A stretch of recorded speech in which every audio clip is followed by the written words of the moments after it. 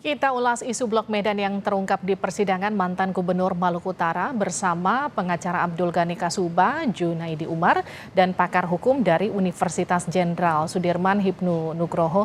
Selamat malam Pak Junaidi dan selamat malam Prof. Hipnu. Selamat malam, Mbak. Saya ke Pak Junaidi dulu. Pak Junaidi, jadi yang menyatakan pertama kali Blok Medan di persidangan itu siapa? Jadi begini Mbak, yang menyatakan pertama kali Blok Medan itu kan sebenarnya pada saat pemeriksaannya Pak Bambang Hermawan. Waktu itu Pak Bambang Hermawan ini salah satu kadis PTSP, ya kan? PTSP di Maluku Utara waktu itu majelis hakim sempat menanyakan di beberapa sidang sebelumnya. Tapi karena selintas pertanyaan itu saja, jadi tidak berkembang gitu. Nah, yang jadi pertanyaan memang ketika disebut Blok Medan ini ada nama yang disebut? Atau hanya istilah Blok Medan saja yang disebut di persidangan? Atau ada nama spesifik yang disebut? Ya, jadi itu munculnya pada saat di tanggal 31 ya. 31 Juli. Sidang hari Rabu itu, tanggal 31 itu dari JPU menanyakan terkait dengan istilah Blok Medan. Disitulah terkonfirmasi ke Pak Kadis SDM ya, Pak Suryanto Andili, bahwa itu terkonfirmasi atas nama Wali Kota Medan. Seperti itu yang terkonfirmasi. Oke, saya ulang Pak Junaidi, maaf saya potong. Jaksa KPK menggali keterangan saksi Pak Suryanto saat itu soal Blok Medan dan terungkap di persidangan nama Bobi Nasution disebut di persidangan. Ya, itu yang disampaikan karena dia menyebutkan namanya Bobi, makanya JPU menanyakan Bobi yang dimaksudkan itu siapa, Bobi Nasution. Dan JPU mengejar lagi yang dimaksudkan Bobi Nasution siapa, Wali Kota Medan. Nah, seperti itu. Jadi itu berkembang di situ ya kan. Tapi begini Mbak, kami ini kan dari PH kan kami mau menjelaskan istilah ini polemik yang terjadi. Jadi kan AGK ini kan didakwakan suap dan gratifikasi kan sesuai dengan dakwaan yang diajukan oleh JPU KPK. Nah, sebenarnya di dalam dakwaan itu juga tidak ada sama sekali istilah Blok Medan ya gitu. Cuman hanya berkembang pada saksi-saksi gitu. Nah, makanya kami dari PH juga kenapa tidak kami berpikir ini sesuatu yang tidak terlalu relevan sama pokok perkara ya yang disidangkan di PN Ternate. Oke, tapi gini pertanyaannya Pak Junaidi. Ini kan soal korupsi izin tambang. Ketika di persidangan disebut ada tambang Blok Medan. Artinya gini, apakah kemudian Blok Medan yang disebut di persidangan ini terkait dengan kasus korupsi dari 2021 sampai 2023 yang menyeret klien Anda? Tidak Mbak. Itu tidak terkait itu gitu. Karena kami mengacu pada dakwaan itu di luar ya, dan saya bilang itu berkembang pada saat pemeriksaan saksi-saksi terkait dengan saksi PTSP ya kan, kepala dinas SDM ya, sama Pak siapa ya, Muhammad Syarif gitu. Oke. Itu berkembang. Saya ke Prof. Hipnu. Prof. Hipnu, kalau menurut pengacara tersangka ini kemudian tidak katakanlah gini, tidak terkait, tapi disebut namanya di persidangan, perlu nggak diperiksa? Ya, begini Mbak, dalam suatu pengungkapan perkara itu ada dua perspektif untuk mendapatkan informasi. Bisa karena di tingkat penyidikan, bisa di tingkat karena pengungkapan suatu perkara di persidangan. Nah, di persidangan, saya sepakat Pak Junaidi, di persidangan adalah berbasis pada surat dakwaan, suap dan gratifikasi. Tapi dalam suap dan gratifikasi ini bisa mengembang. Jadi dalam suatu korupsi itu ada istilahnya pohon perkara, Mbak. Jadi Pak ESDM itu sebagai pohon perkara yang bisa mengembang terhadap perkara-perkara lain. Apakah dengan TPPO, apakah dengan izin tambang, apakah dengan Blok Medan yang sedang diungkap. Ini suatu yang menarik. Karena meskipun di dakwaan ini nggak ada urusan soal Blok Medan. Betul, tidak ada. Tapi kan kalau seorang penegak hukum mengetahui informasi, itu bisa ditindaklanjuti. Bagaimana peran Blok Medan? Apakah ada korelasi dengan izin? Apakah ada tindakan yang terkait dengan sekarang ini?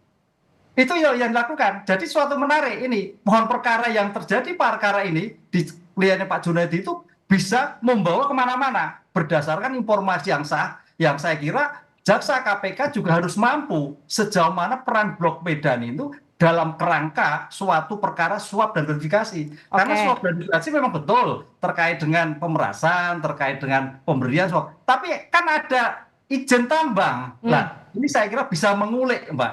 Kalau jaksa mau ya mengulik sehingga perkara ini menjadi berkembang pada yang lain. Ini yang saya kira menarik dalam setiap penanganan korupsi di persidangan bisa mampu mengembangkan perkara-perkara yang lain. Perlu nggak diperiksa, Prof? Ya, kalau memang terkait dengan suatu perkara perlu. Tergantung pada pertanyaan dari penyidik, penuntut umum. Tergantung pada persidangan yang ada. Oke. Apakah kan gitu, Pak. Kalau ada ya wajib kan gitu. Nah, ini saya tanyakan ke Pak Junaidi, kan juga terungkap di persidangan fakta bahwa klien Anda, AGK, ini sempat ke Medan untuk bertemu terkait dengan perizinan tambang. Yang ditemui ini wali kota Medan ini? Iya, iya Mbak, gini Mbak. Jadi apa Mas?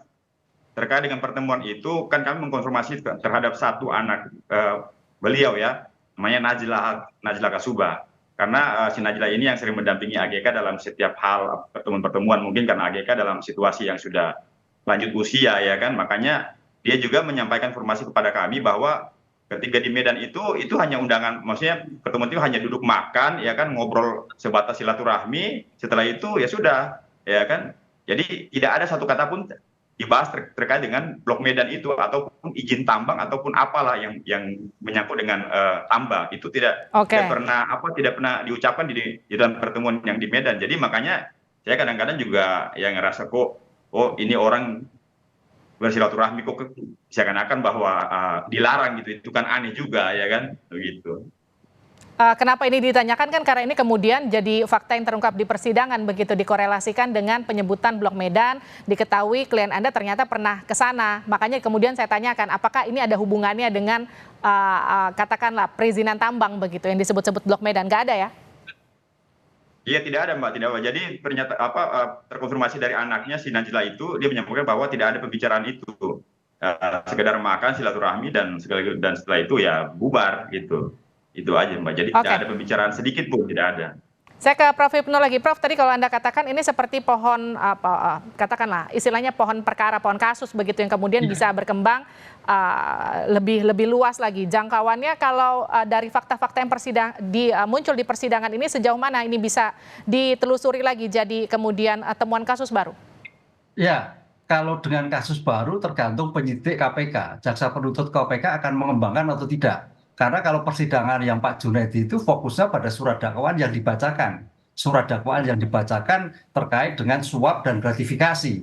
Nah, permasalahannya dalam suap gratifikasi itu kalau toh kemarin memang sudah ditentukan terdakwanya, mungkin enggak dalam suatu pemeriksaan itu ternyata ada pihak-pihak lain juga. Kan itu loh. Pihak-pihak lain yang disebutkan misalnya Blok Medan, Blok mana, Blok A, Blok B, Blok M dan sebagainya. Itu kalau memang terjadi, ya, saya kira sebagai asas equality before the law dan asas suatu keterangan suatu perkara, penyidik KPK, penuntut KPK wajib mendengar kan gitu loh. Sejak mana perannya? Kalau memang tidak ada peran, ya selesai. Karena bagian itu membersihkan, kan kasihan juga disebut tapi ternyata tidak ada permasalahan apa-apa. Tapi artinya menurut Anda pemanggilan untuk konfirmasi atau cross check ulang itu penting dilakukan? Ya, penting dilakukan karena sudah disebut namanya sebagai terdakwa itu biasanya kan ada kepentingan-kepentingan yang lain. Apakah kepentingan langsung dan tidak langsung. Ini korupsi loh Mbak. Korupsi itu ada istilah benturan kepentingan loh. Ada 7 jenis loh. Tidak hanya korupsi terkait suap dan benturan kepentingan itu yang luas sekali. Yang luas sekali sehingga harus diproyeksikan ketika seseorang dapat jabatan tertentu, benturan kepentingan itu yang dihindarkan. Apakah ke arah situ? Lah ini saya kira juga perlu klarifikasi. Kalau tidak, ya skip. Tapi kalau iya, ya saya kira sebagai bentuk equality before the law ya diperiksa begitu. Artinya KPK yang kemudian bertanggung jawab untuk melakukan pemeriksaan selanjutnya begitu, Prof. Hipno? Betul. Iya, karena pemeriksaan ini dilakukan oleh KPK. Gitu.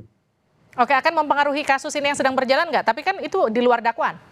Ya tidak. Makanya tadi saya katakan ini kan pohon perkara. Tidak berpengaruh karena suatu pemeriksaan suatu perkara berdasarkan surat dakwaan. Surat dakwaan itu yang harus diuji sejauh mana peran ABG, peran D dan sebagainya untuk apa yang dilakukan dengan gratifikasi dan suap itu.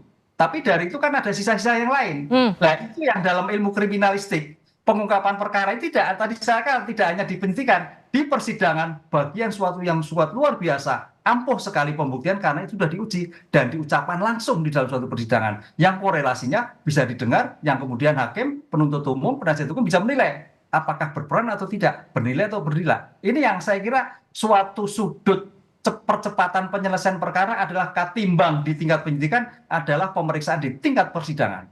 Oke. Ya, sayang sekali sebetulnya kita sudah berusaha untuk mengundang perwakilan dari KPK, namun baik juru bicara berhalangan untuk mengonfirmasi apakah kemudian langkah selanjutnya yang akan diambil KPK pasca adanya fakta persidangan yang baru terungkap di persidangan AGK ini. Terima kasih Pak Junaidi, terima kasih Prof. Hipnu sudah bergabung bersama kami di Sapa Indonesia Malam. Sehat-sehat selalu.